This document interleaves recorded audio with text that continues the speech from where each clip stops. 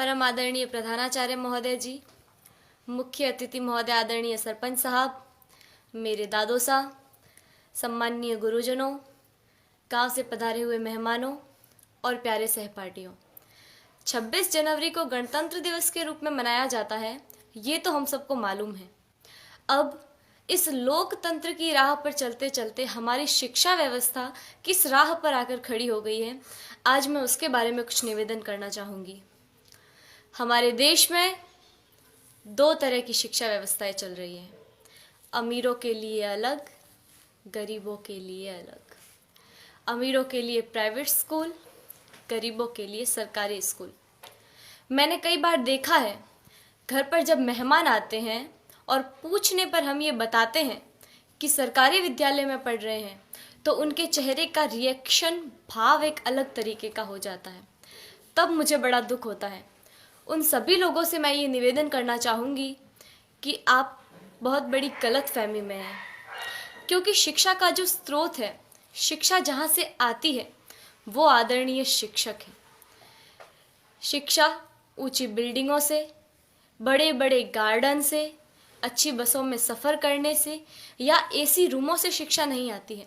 शिक्षा आती है शिक्षकों से, और वहाँ पढ़ा रहे सभी शिक्षक राजस्थान सरकार या किसी भी सरकार द्वारा आयोजित शिक्षकों को चयनित करने की परीक्षा में असफल रहे हुए लोग हैं, जिनको सरकार ने शिक्षक बनाने से इनकार कर दिया है। वो सभी लोग वहाँ पढ़ा रहे हैं।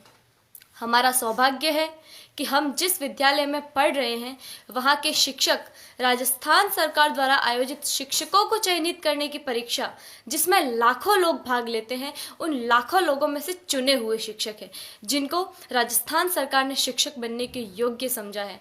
हमारा सौभाग्य है कि हमें ऐसे ट्रेंड टीचर पढ़ा रहे हैं।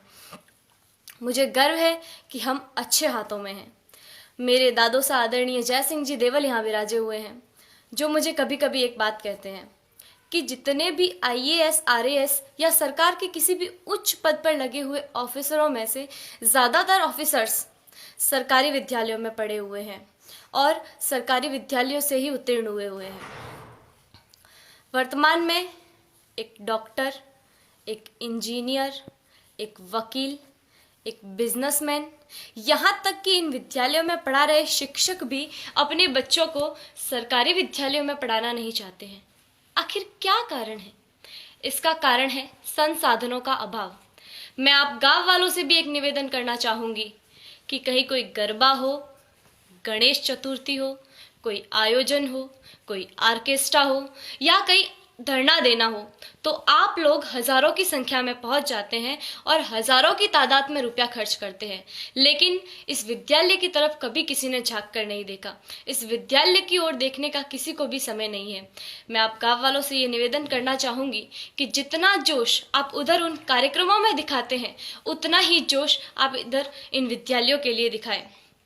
भविष्य में संजोगवश हम सरकारी विद्यालयों में पढ़ रहे छात्रों में से कोई प्रधानमंत्री या और कुछ बन गया, तो सबसे पहले तो हम ये कोशिश करेंगे कि भारत की तमाम सरकारी स्कूलों को एक उच्च स्तर पर ले आए, ताकि वर्तमान भविष्य में भारत में एक ऐसा समय आए कि सभी बच्चे सरकारी विद्यालय में पढ़ रहे होंगे। मुझे जो कहना था वो कह दिया। मैंने जो कहा वो गलत है या सही, मुझे नहीं पता। इसका निर्णय तो आप लोग ही कर सकते हैं। मेरे जो मन में था वो कह दिया। अब मुझे बहुत अच्छा महसूस हो रहा है। जय हिंद, जय भारत।